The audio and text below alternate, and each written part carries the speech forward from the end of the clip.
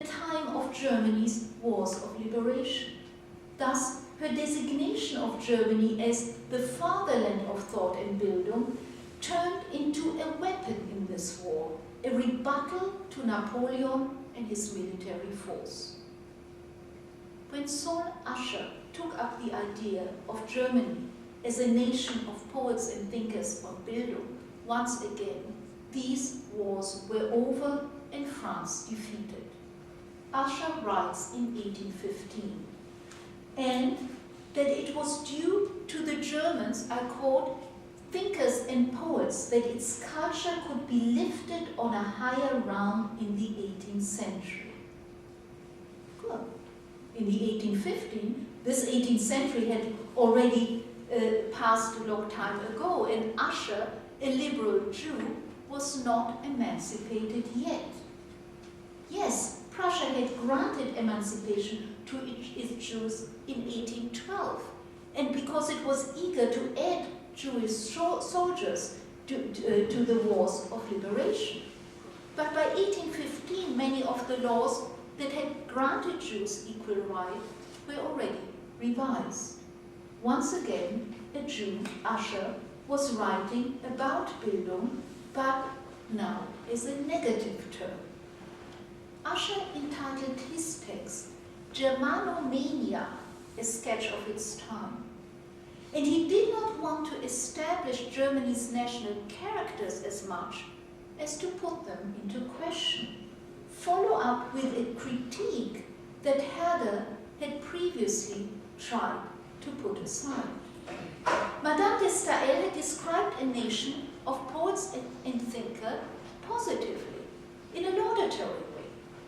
But wasn't it simply wrong to call it positive?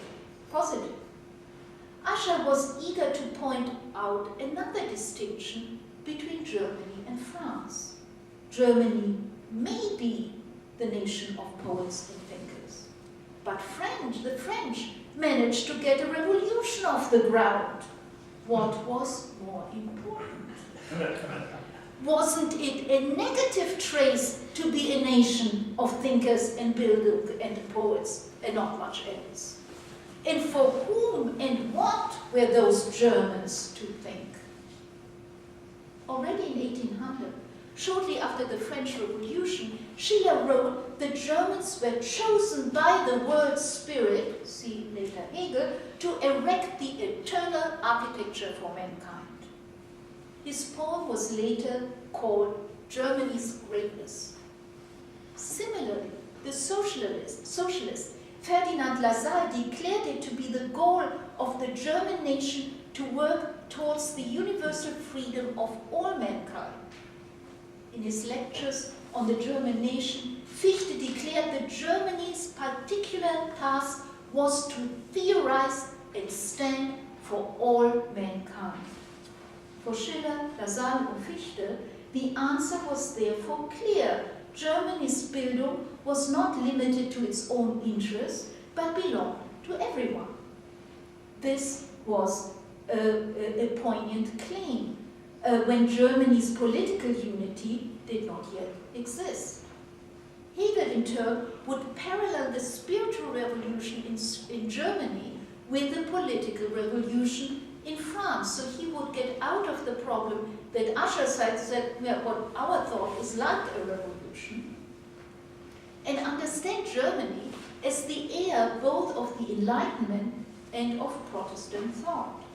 Thus, Germany was a nation that brought people of various principalities together, but also part of a larger world and mankind. But in response to Napoleon's wars, the idea of nationship was also transformed, with a reference to Herder's earlier statements. The German nation was no longer viewed as part of a larger unity, but as different from other nations. And that difference was marked by language, culture, and Bildung. A nation, moreover, had a common ethnic past. Just as the Jewish people claimed to be chosen, Germans were now a chosen people. For those who did not view this, who would not share this view on the position of poetry and thought, they would contrast it with France's nation of action. So Germany was now Volk der Dichter und Denker, and France was Volk der Tat, people of action. It marked German as negatively, not only as unable for any revolution, but for political action in general. In the private sphere of the bourgeois living rooms, poetry and thought became a kind of withdrawal, a private pastime as well. To be a nation of poets and thinkers resembled now uncannily the folk of Biedermeiers and Philistines. Thus, Germans stayed at home and thought, while others went out and changed the world. Here we come to a particularly negative side of the understanding of Bildung, as it became increasingly associated with the maintenance of the political status quo. It did not encourage political participation and change, but tried to prevent it. In his romantic school, die romantische Schule, Heinrich Heine thus described the Germans as a people, I quote, who cease to be world citizens, cease to be Europeans, but would like to be nothing more but narrow Germans, who hated everything foreign and were thus destined to be provincial. Bildung helped them in their being provincial. Poetry and thought were now far from positive occupations, but simply an escape from reality. Germans had to learn from the French, from their poetry and thought condemned them to belatedness. Were Germans simply too much in love with Bildung, Heine would ask, and too passive and undecisive, too bookish and unable to take to the street? Heine, of course, wrote this while living in Paris. And Ludwig Börne did so as well, who wrote that Germans should stop thinking about higher ideals, should stop philosophizing about liberty, and should give themselves instead a proper constitution. For Arnold Ruge, the co-editor with Karl Marx of the French yearbook, Französische Jahrbücher, Germany's Protestant culture, previously praised by Hegel, was at fault for all this. He turned to Prussia in a specific to describe it as a country of Philistines. Those Prussians were not only trying to keep the foreign at bay with their Bildung, they were afraid of all things foreign.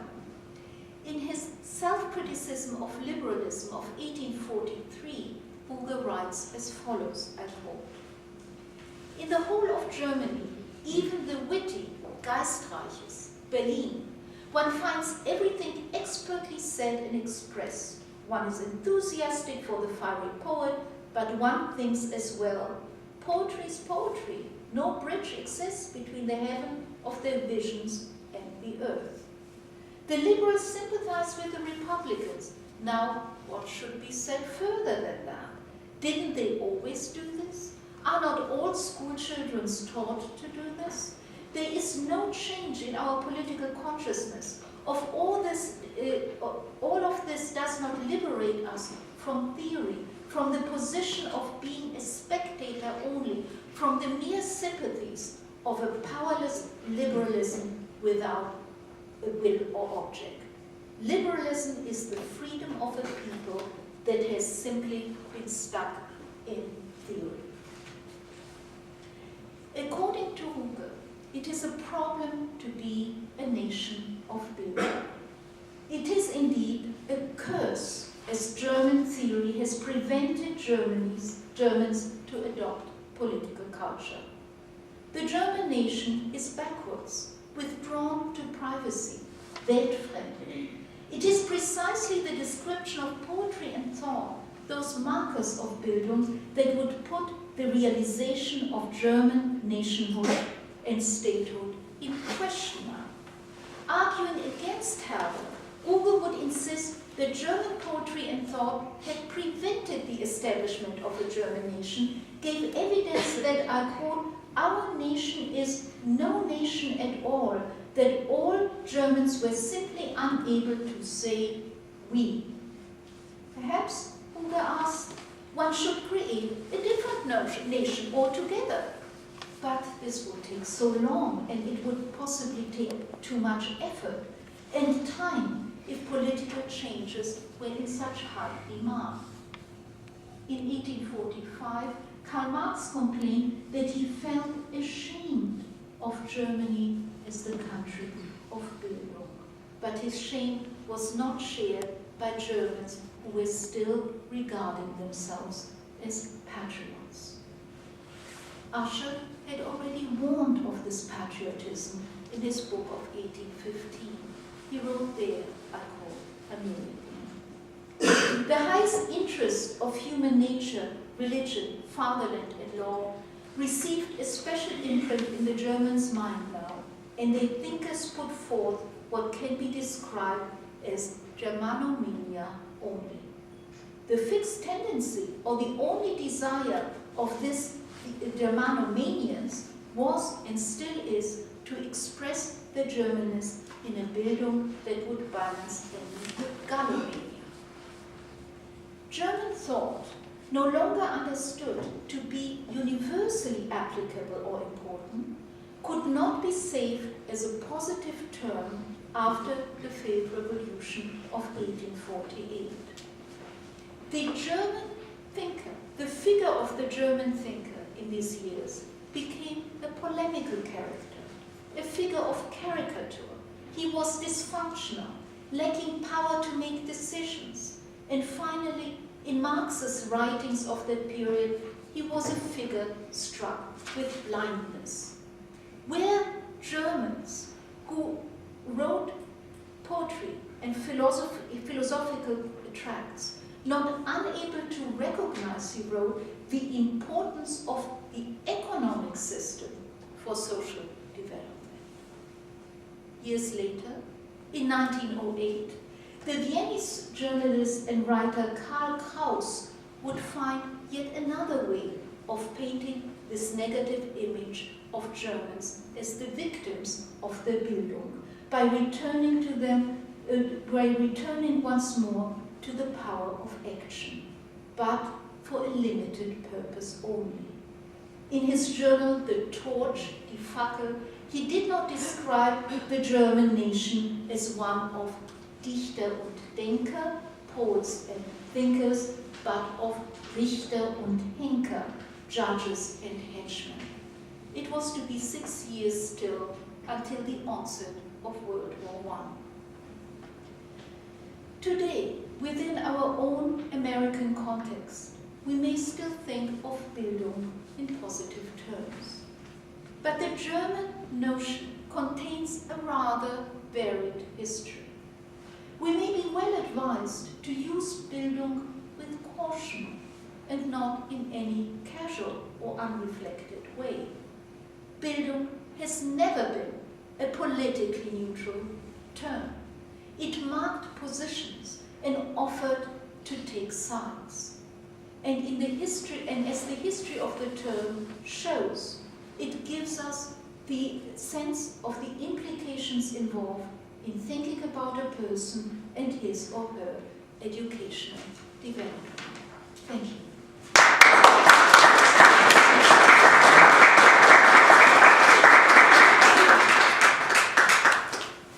Well, we have 5 to 10 minutes for questions. Then I will let you. Michael? When Mendelssohn is using Bildung, and he says it's Kultur and Aufklärung, when he's using it, he does not think that Bildung is quietist or nationalistic, right? I mean, for him, it's cosmopolitan, it's linked with doing things as well as thinking about things. correct? But at some